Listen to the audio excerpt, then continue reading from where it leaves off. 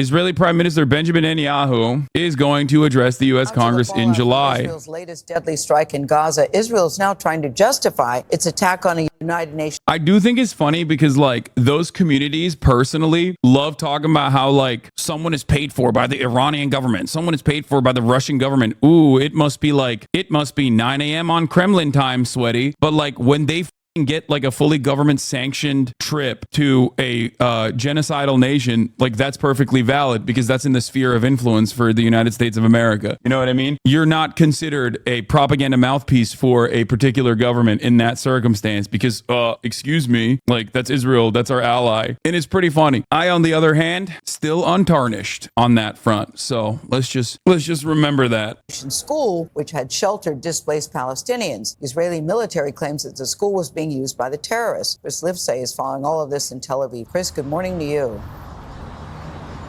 Good morning, Gail. Israel is wasting no time to defend its attack on that UN school. Hey guys, don't worry.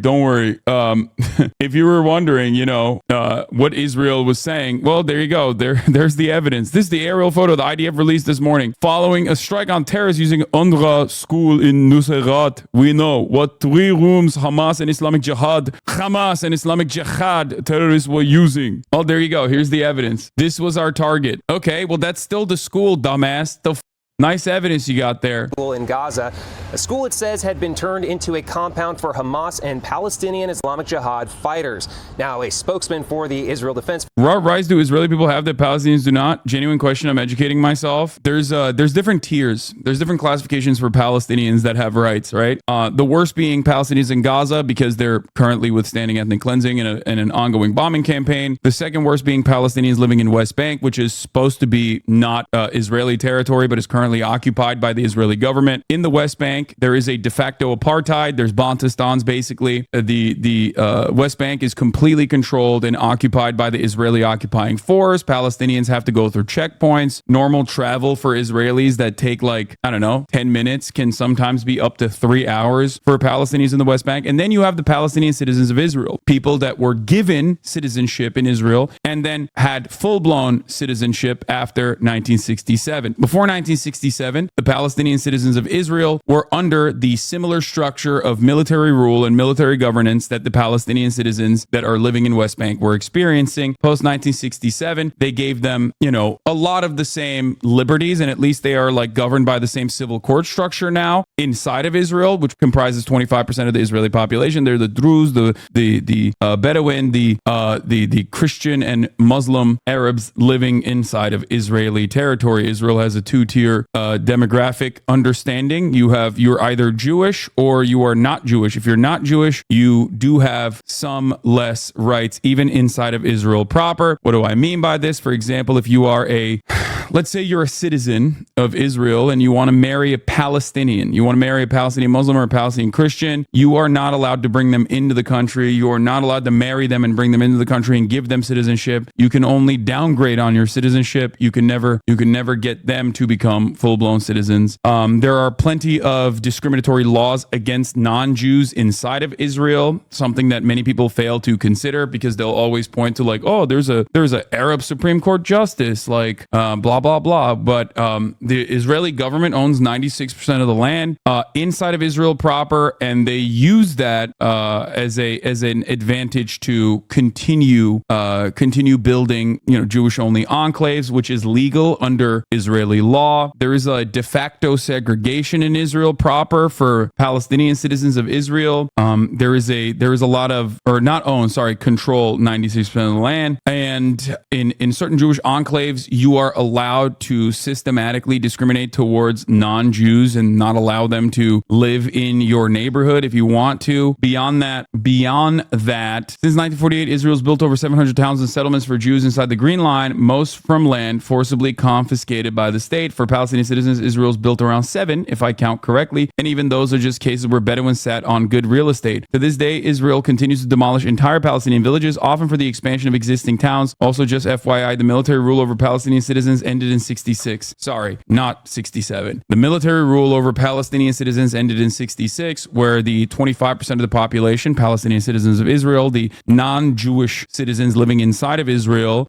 were under military rule. They no longer were under military rule after 1966, but military rule existed for all of the Palestinian citizens living in the West Bank and in the Gaza Strip. So it's not de facto segregation, it's de jure, brother. It's in the law. True. I mean, there's also de facto segregation, there's also de jure segregation as well. It's both. The de facto segregation comes from, workplace discrimination, things of that nature. But the regular, in the law segregation also exists. Israel, you may not know this, but Israel is a nation state for Jews according to the Israeli Constitution. Anyway, hopefully that was a little bit more enlightening for... Also, Palestinians are not judged by a civil court, but a military one. Another part of Israel's apartheid structure? No. The Palestinian citizens of Israel are now judged by a civil court and not a military one. The Palestinians living in the West Bank are still judged by a military court and not a civil one. Okay? You will be judged by whether or not you are subscribed or not at the top of the hour. All right, let's continue. Israel's Prime Minister Benjamin Netanyahu, who's in the throes of a war crime investigation, both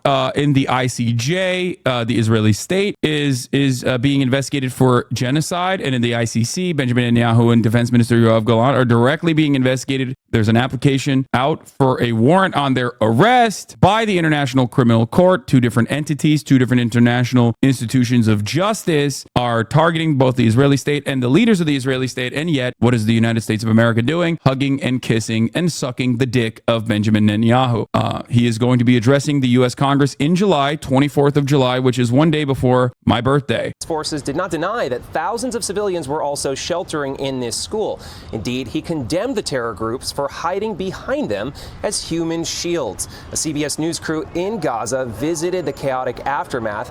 At a hospital, they saw dozens of dead and wounded, including children. All this as the war and hostage crisis continue to strain relations between the White House and Israeli Prime Minister Benjamin Netanyahu. House Speaker Mike Johnson and Senate Republican leader Mitch McConnell have announced that Netanyahu will come to Washington to address a joint meeting of Congress on July 24th. Senate Majority Leader Chuck Schumer, who has called for new elections in Israel, also said he invited the Prime Minister to speak. It is not known if Netanyahu will also meet with President Biden. Gail? Shit. So many questions still. Chris Livesay, thank you, reporting from Tel Aviv. Hold on, I got to take Kai out to get groomed. Some breaking news now. The United UN is about to place Israel on a global blacklist for violations against Palestinian children. Israel obviously is not very happy about the situation. The Secretary General's spokesperson is about to have a briefing with journalists, his regular briefing that he has almost every day. We'll be asking him about this, but so far the Secretary General's office is not confirming this and not commenting on this. That could change now, though, in the coming minutes or even hours, because, as you mentioned, we're hearing out of Israel confirmation that they have been put on this, what's so-called list of shame. This is an annual report that's put out by the Secretary General looking at countries or different... Gilad Erdan had some choice words for this, saying, "This is simply outrageous and wrong. Hamas." Alongside a video of him speaking into a telephone and condemning the move. He also then followed on by saying it's the most, Israel's the most moral army on the planet. Classic shit. In any case, the Palestinian Authority welcomes the decision. Guterres faced criticism from Palestinian rights advocates for failing to place Israel on the so-called list of shame, in which included Russia, the Democratic Republic of the Congo, Somalia, Syria, and Haiti. The blacklist meant to call out parties engaged in abuse against children. It's just another vector for pressure. As far as I understand, it's not anything like, there's not anything tangible. But once again, Israel moving in the direction of being a pariah state once more. So, when you kill 15 to 16,000 children mercilessly and continue killing more children every day, it's gonna happen. You're gonna become a pariah state. You should have been considered a pariah state far before this moment, but at least now people are paying attention. Israel is upset because they're on a list with majority black nations. Yeah. But they're also on a list with Russia, which they kind of like. So at least there's that. To the Russians that went to Israel, even if they did not have any sort of Jewish heritage, but still became full-blown Israeli citizens, this might be welcoming for them. They're like, yeah, those who push Z and also push Israel's special military operation in Gaza, they're in a unique predicament. They're like, well, this is great. We're getting hit by two different avenues of attack, which means we must be right. Organizations and how they don't protect protect children in armed conflict. It's called the Children in Armed Conflict Report, actually, and this would be the first time Israel is put on. Russian Jews? No. Not all of the Russians that immigrated into Israel were of Jewish heritage at all, famously. So On this something to consider. report, known as the informally known as the list of shame for the country. Listen, there is definitely, the Israeli government has had a very unique interest in trying to ensure at least some level of whiteness in the way that we understand it in the Western world. Post USSR, there were, of course, in the USSR, there were definitely Russian Jews that immigrated into Israel, but there's definitely a lot that weren't Jewish at all, that had no Jewish heritage, no Jewish matrilineal heritage, or just any kind of Jewish heritage whatsoever, that just kind of came to Israel. This aligned well with the interests of the state at the time that wanted to, at least have some semblance of whiteness in its demographics. Countries that are put on it because according to what we're hearing, at least, it's due to the war on Gaza, which the latest numbers are more than 14,000 Palestinians, children killed in Gaza, 12,000 injured. So we're going to be asking around here a lot in the next few minutes or so of the UN to see if they'll give us more confirmation on this. But based on what we're hearing from Netanyahu and even the ICJ and the UN restrictions or sanctions or whatever do not hold. Is there any other org? No. The only group, the only country that can hold Israel accountable is the United States of America. That's it. The UN, the ICC, the ICJ, all of these international organizations are merely an extension of American hegemonic power. Now, obviously, that's changing a little bit with this Israel situation, but ultimately, they have no real mechanism to enact change. There is nothing that they can do to Israel or to the United States of America for that matter. But all of this pressure, all of the naysayers, all of the people that are like, bro, Israel, you got to cut this shit out, makes it costly for the United States of America to maintain its control and its influence over the international organs of justice and also these international organizations in general. The more there is a separation between the US and the UN on issues such as this one in general, the less soft power opportunities the United States has. In a way, this is, I would say, even worse than what Donald Trump did in terms of American dominance around the world. The most significant relationship for Israel comes from the United States of America because all the Western nations that trade with Israel, whether it be Germany or Italy, offering arms to Israel, or whether it be the United States, obviously giving the overwhelming majority of arms to Israel, all of that happens with America's go-ahead. If America turned around yesterday and said no more arms to Israel until they dissolve the apartheid, Israel would have to say, yes, sir. Maybe it's a dumb question, but if the U.S. put heavy sanctions on Israel, do you think it would push Israel to align with Russia or China? It doesn't matter. It does not matter. Okay? Israel is already aligned with Russia to a certain degree. Israel's already aligned with China. Ultimately, though, there's a reason why Israel doesn't have a Hasbara operation that is specifically in Mandarin. Israel does not have a Hasbara operation that is specifically in Russian. Israel, however, the foreign ministry, the overwhelming majority of work that the foreign ministry puts in is in English, specifically directed towards the United States of America. There is an APAC. There are numerous different lobbying organizations. Why is there no similar effort against manipulating, influencing, and setting up favorable deals with the Chinese government, for example? They already have it. They already have a decent trade relationship with China, and they already have a decent relationship with Russia in general as well. There's a lot of connections between Israel and Russia. But the reason why they do so much, the reason why Israel does so much propaganda towards the West, maybe even more than propaganda that they do internally, or at least very different propaganda that they do internally as they do towards the West, is because without America, this whole thing falls apart. They know this. And anyone that acts like this isn't real is either delusional or lying to themselves or lying to you. I want to ask you about another democracy, the one in the Middle East. I haven't dug too deeply into this, but I remember reading a few years ago that about 60 to 70% of the immigrants that came to Israel from the post-Soviet states in 2020 are not Jewish. Israel, of course. And the fact that the Israeli Prime Minister Benjamin Netanyahu is now set to address Congress on July 24th. One of your close colleagues, Congressman Steny Hoyer, said, quote, "There will be a lot of disruption and it will not be helpful for Israel or its supporters." If you were still Speaker, would you have invited him? Interesting. No, absolutely not. Absolutely not. I think that I think this is wrong. Frankly, I didn't approve of his being invited the last time, but the Speaker just on his own invited him without consulting with the rest of the leadership. Wait, what? That's crazy. What's happening? Whoa, what the Yo, Nancy P. It was in Hebrew media, but they may have covered it. Haha, I don't know. What are you talking about? The Russians coming into Israel, not being of Jewish background or origin? She's talking about last time, which is when the Republicans invited Benjamin Netanyahu against as a fuck you to Barack Obama. Something to remember. For those of you who don't know, back when Barack Obama was working on the Iran denuclearization agreement, which is a signature foreign policy accomplishment for the Obama administration that I will always respect him for, which was slated to change the relationship between Iran and the United States of America, which never really happened, obviously. Benjamin Netanyahu was very frustrated about this decision. Benjamin Netanyahu was very mad about Iran denuclearizing and having like direct international investigators go into its nuclear facilities and check. I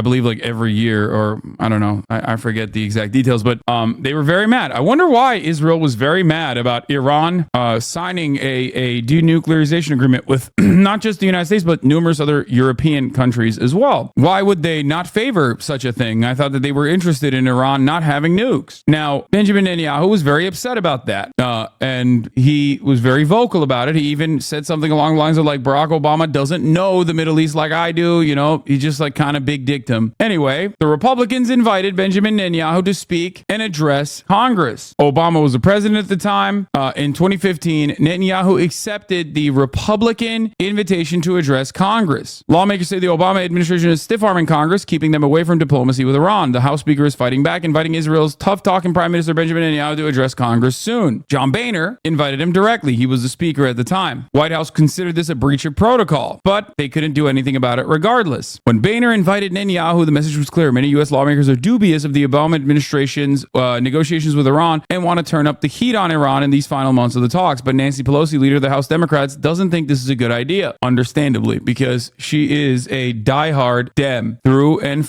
through. I would say Nancy Pelosi's loyalty to the Democratic Party is even higher than Chuck Schumer's loyalty to the Democratic Party. Chuck Schumer will maybe in certain instances deviate away from the Biden administration, even though he's just a cuck in general. He's not very strong. Nancy Pelosi will come out and you know, aggressively defend the Democratic Party every single time. I guess with the only deviation being that when she went to Taiwan. Okay? Absolutely not. I think that I think this. Yes. I know. Your debate daddy that got owned by every scholar knows more about Israel, Palestine than me and everyone else. He knows the most about Israel, Palestine. All I read are tweets and Hamas propaganda. You got it, dude. Yeah, I promise, dude. It won't be seen as a genocide by the majority of the population if you keep fighting this battle in my chat. I promise. Yes. And you're right. Erdogan is the leader of Israel. Why are they also goddamn cringe? I made the mistake of mentioning his name. So of course, all of the fucking losers have been summoned. 1 5-minute mention and the roaches come out. Yeah. Every time. It's like clockwork. Yes. Your Wikipedia scholar is the most knowledgeable. He's the eminent scholar. I promise. This is wrong. Frankly, I didn't approve of his being invited the last time, but the Speaker just on his own invited him without consulting with the rest of the leadership. And he came and he criticized. Me thinks you're just a little jealous that D's looking cooler than you? Yes. Get the bag, King. Do your thing. President Obama for the masterful work that he had done with the nuclear agreement regarding Iran to stop them from developing a nuclear weapon. And I thought it was completely inappropriate. I feel it's very sad that he has been invited, but who knows by then, will he still be Prime Minister? Or what is Benny Gantz going to be saying tomorrow? What's happening? Everything I read is that they're unhappy about this, they're unhappy about that. Not just Benny, but other members of his cabinet. I wish that he would be a statesman and do what is right for Israel. We all love Israel. We fought for Israel. October 7th was terrible. Hamas is a terrorist organization. They're dedicated to the destruction of Israel. The hostages are not freed. The people of Gaza are suffering. We need to help them and not have him stand in the way of that for such a long time, he being Netanyahu.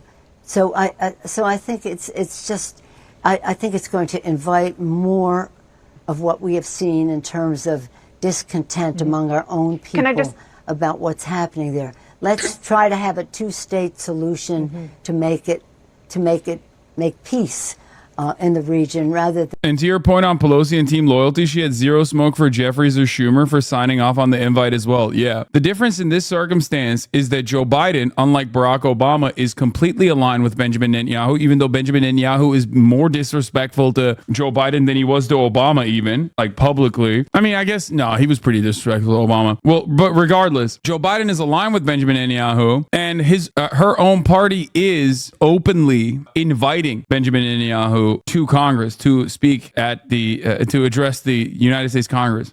It is really stupid, really bad optics, really bad politics, just in general. I don't really understand it beyond the fact that like they're just not really thinking clearly about the political considerations, the political implications. I think that it is a miscalculation. I think that they think that this is a carrot, yet another carrot for Benjamin Netanyahu to consider the Joe Biden administration's policies. I find it strange considering, and the reason why I say it's a miscalculation is because no matter what happens, Benjamin Netanyahu has shown over the course of the past 8 months that he does not care about disrespecting the Democratic Party, disrespecting the Biden administration, and routinely doing the exact opposite almost instantaneously after Brandon comes out with a statement. So I find it strange in spite of it all, and it makes you look weak. It makes the American government look weak in the eyes of the world. I think that it is incredibly cucked. It makes you look weak domestically, but I don't know. Such is the way of life, I guess. Benny Gantz will give a statement on Saturday at 1:40 p.m. Eastern. He will most likely announce his withdrawal from the emergency government. Yes, Benny Gantz is leaving the government, which also further complicates things.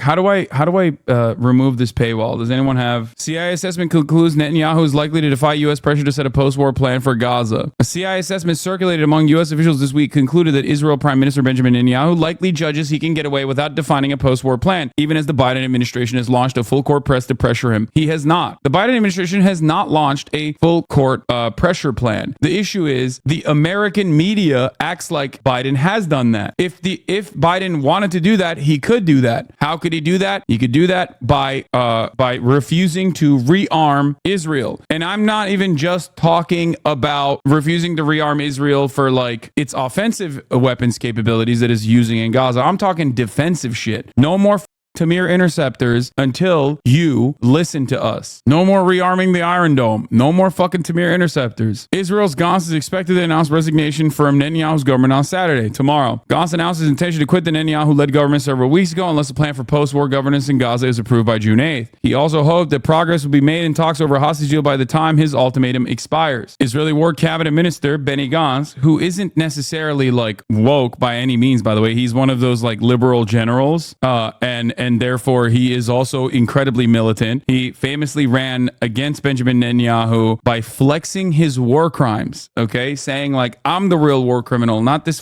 phony bitch. Gantz announced his intention to quit the Netanyahu-led government more than 3 weeks ago if a plan for post-war governance of Gaza is not formulated and approved by June 8th. Personal and political considerations have begun to enter the most sacred parts of Israel's defense, Gantz said at the press conference. Since his announcement, there have been no serious attempts to keep Gantz and his party in the government. The other part of the problem is that Gantz's popularity was really high post October 7, and that popularity has almost been cut in half. Half of the potential seats went from what was it, like 41 seats to 20 seats or 22 seats, in line with Benjamin Netanyahu's current possible seat arrangement if there was an election today, which has gone up since October 7. Benjamin Netanyahu was obviously very, very unpopular in the immediate aftermath of October 7. He was seen as a security candidate. He was going to ensure security for the Israelis. October 7 obviously obviously destroyed that notion. But since then, his actions have been seen as, roundly popular. He went from a high for 41 to around 25, 27 today. Bibi sits at 20 to 22. Whereas Benny Gantz went from a high of 41 to around 25 to 27 today. Gantz has hoped that progress would be made in Israel's negotiations with Hamas over a hostage deal by the time his ultimatum expires. He rejected calls by some members of his party, National Unity, to delay its departure from the government. The majority of the party thinks that it should return to the opposition. Over the course of their work in the current government, deep mistrust has developed between Gantz and Prime Minister Benjamin Netanyahu. Netanyahu, through Gantz, wanted to topple the government in any event while Gantz was convinced that Netanyahu was putting his political interests ahead of Israel's national interests. Gantz and Netanyahu talked briefly this week about the former's intention to quit the government after a war cabinet meeting, but there have been no attempts at persuasion between the two, and it's believed that the situation was hopeless anyway. Okay, I'm going to play devil's advocate and say that isn't withholding weapons for defense akin to withholding food aid that are required for survival of the population? No, of course not. No, one is withholding food and aid. The other one is withholding defensive weapons. It is not akin. Do you want to know why it's not akin? Because it would never happen anyway. The mere threat of saying that you're not going to do it is enough for Israel to act correctly in this situation. Also, that is the most Ameri-brained attitude to have, though. So I do respect you for representing the most American-ass take. It's just like, how can I survive without my guns? Listen, all my family is starving, sir. If we don't get Tamir interceptors, my family will starve. Yeah, Israel also existed and survived long before the Iron Dome existed, but, that's besides the point. Gantz's impending resignation has been preceded by weeks of growing pressure on him by members of his party. Now, one thing to remember here is that this is our guy. And by our guy, I mean the Democratic Party's guy. The Democratic Party was propping up Benny Gantz as the potential next leader of Israel. Another glaringly obvious miscalculation from the Democratic Party in its dealings with our closest ally, which I would consider to be just a part of the American government in general, just a forward operating base, something to consider. So here's the situation. Israel has not since October 7 even once turned around and said, no, we're going to follow through on the things that you're suggesting. Like, we're going to follow through on any of the reasonable or maybe even actually radical changes that you have demanded we make. We will not be doing that. So I don't know why the Biden administration thinks that inviting Benjamin Netanyahu at this time would be helpful in any meaningful capacity, would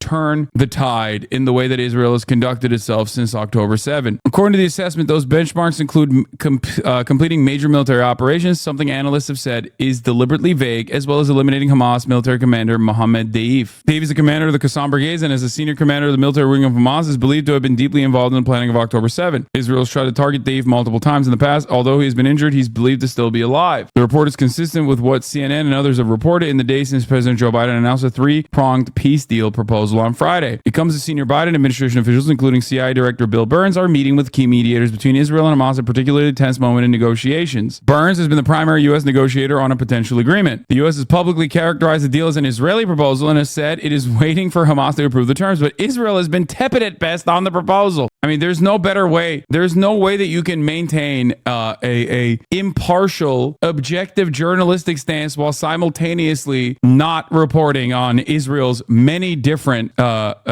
criticisms of its supposedly quote-unquote own proposal. I wonder why Israel is tepid at best on the Israeli proposal. Something doesn't make sense. What's that about? One must ask the question, what is going on there? How weird. Privately, officials have been long clear-eyed about the difficulty of getting both sides to reach an agreement. The relationship between Biden and Netanyahu, world leader whom he once claimed to love, has increasingly strained as the civilian death toll in Gaza has mounted as a result of Israel's bombing campaign. So, Israel's outright rejections are still being seen as tepid criticisms. Israel's outright rejections of its own his own peace plan, supposedly. Who knows? Meanwhile, on the other hand, Israel keeps saying internally and externally that they are going to go and fight Lebanon and fight Hezbollah. I do not know if that is simply a political tool to try to re-up the war effort. I don't know if it's a tool to try and bring America into the conflict in more meaningful ways. Or I don't know if it's just simply posturing because Hezbollah has been razing northern Israel with bombs. So I do not know what will happen.